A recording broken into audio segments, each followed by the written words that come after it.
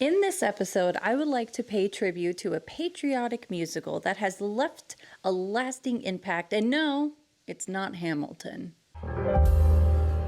Hello, darlings, and welcome to Performance Perspective, where we watch different performances and then we share our perspectives. If you're new here, hi, I'm Cara Darling, and if you're not, welcome back.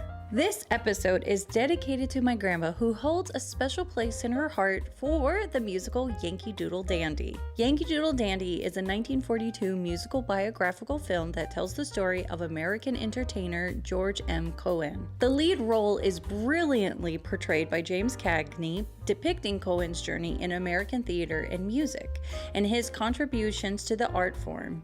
The film captured Cohan's rise from his early days in show business to becoming a successful songwriter, playwright, and performer. It celebrates his patriotic songs and their impact on American popular culture, particularly during World War I. Through iconic songs like Yankee Doodle Dandy, Give My Regards to Broadway, and Over There, Over There. Okay, the film showcases Cohan's musical genius. It also delves into his personal life, exploring his relationships with his family and his unwavering love for the United States. Yankee Doodle Dandy is renowned for its lively musical numbers, James Cagney's performance, and its celebration of American patriotism and values. The film received critical acclaim, earning several Academy Awards, including Best Actor for James Cagney. It has cemented its status as a beloved classic in American cinema. Interestingly, Fred Astaire was initially offered the leading role in Yankee Doodle Dandy, but declined. Upon revisiting this musical, I couldn't help but notice its resemblance to the format of a jukebox musical.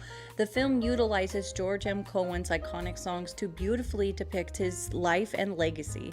This format aligns with other jukebox musicals like Tina and MJ, which showcase the music of Tina Turner and Michael Jackson, respectively. The latest addition to the genre is A Beautiful Noise, which focuses the music of Neil Diamond. Despite being in black and white, Yankee Doodle Dandy remains an entertaining film with a great sense of humor. However, what truly stands out is James Cagney's ability to deliver a poignant and dramatic performance, which moved me to tears, especially towards the end. Witnessing the realization of the impact one's passion and work can have on people is a deeply emotional experience. This becomes even more profound when considering the backdrop of war, where Cohan became a symbol of the American spirit. In recognition of his contributions in boosting morale during World War I through patriotic songs, Cohan was awarded a Congressional Gold Medal by President Franklin Roosevelt in 1940. The film beautifully captures these themes and leaves a lasting emotional impact. While Yankee Doodle Dandy is based on George M. Cohan's life, it does take artistic liberties and deviates from certain facts. For example, the film changes or ignores many details to enhance its narrative. Cohan was married twice, and his second wife, whose middle name was Mary, went by her first name Agnes. In fact, Cohan's daughter Georgette commented that the film depicted the kind of life Daddy would have liked to have lived. Another interesting fact about Cohan is that he wasn't born on 4th of July.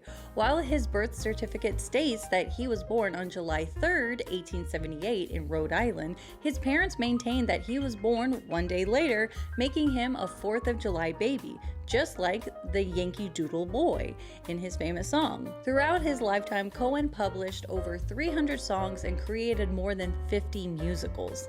James Cagney's Oscar-winning performance in Yankee Doodle Dandy adds an ironic twist to the story. Cohan himself was not fond of working in Hollywood due to the limited creative freedom regarding technical methods, script, and music. However, when Cohan saw the film, he explained, "My God, what an act to follow." Tragically, George M. Cohan passed away from cancer on November 5, 1942, at the age of 64, approximately 5 months after the film's release. His death occurred at his Manhattan apartment on 5th Avenue with his family and friends by his side. Before watching the film, I delved into some trivia, which added an extra layer of enjoyment to my viewing experience. For instance, during a scene where James Cagney descends the stairs at the White House, he spontaneously breaks into a tap dance. According to Turner Classic Movies, this moment was completely ad-libbed. Additionally, Cagney adopted Cohen's unique dancing style, characterized by stiff leg movements to maintain accuracy in the film. In Yankee Doodle Dandy, George M. Cohen writes a drama called Popularity, which fails in 1906. This is a factual occurrence. However, 3 years later, in 1909, Cohen rewrites parts of the play, adds music, and presents it under the title The Man Who Owns Broadway, which becomes a popular hit. The voiceover by James Cagney states, "I was a good Democrat even in those days."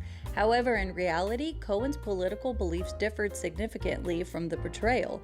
He was in fact a lifelong ultra-conservative Republican and held disdain for President Franklin Roosevelt. While Cohen initially supported Roosevelt, he became disenchanted with the president and his New Deal policies over time. Cohen's aversion to Roosevelt was so strong that despite being awarded the Congressional Gold Medal in 1936, he postponed meeting the president until 1940 to receive the honor. During the filming of a dance scene, James Cagney broke a rib but continued dancing until the scene was completed. Joan Leslie, who portrays Mary Cohen, ages from 18 to 57 throughout the film. Interestingly, Leslie was still attending high school during the production, causing numerous delays. I mean, she turned 17 while filming. James Cagney had a dislike for working with the character actor S.C. Segal, feeling that Segal upstaged him at every turn. Cagney complained to director Michael Curtiz, but no action was taken as Curtiz held great respect for Segal, who was once Hungary's leading actor. As a result, Cagney refused to work with Segal again. In the film, George M. Cohen's sister Josie is played by James Cagney's real-life sister, Jean Cagney. James Cagney was 20 years older than Jean,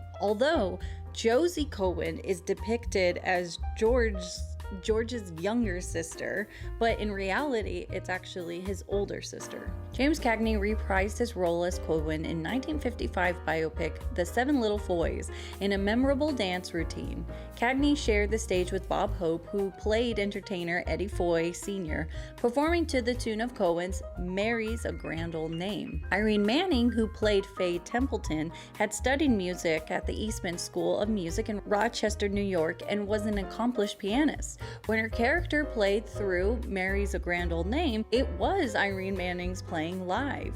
In conclusion, Yankee Doodle Dandy is a classic musical that not only entertains but showcases an exceptional performance, the iconic songs, and the film's celebration of American patriotism, making this a timeless treasure. While it takes artistic liberties and deviates from certain facts, the film captures the essence of Cohen's impact on American culture. Through Cagney's heartfelt portrayal, viewers are reminded of the power of passion, talent, and the ability to uplift and inspire others. Thank you for joining the firework of fun in our musical discussion. If you had a blast and you want to keep the spark alive, make sure to subscribe. With the future videos, you'll be in a red, white, and beautiful treat for musical delights. Okay, I'm done. I need a hot dog real bad. And without further ado, take care, darling.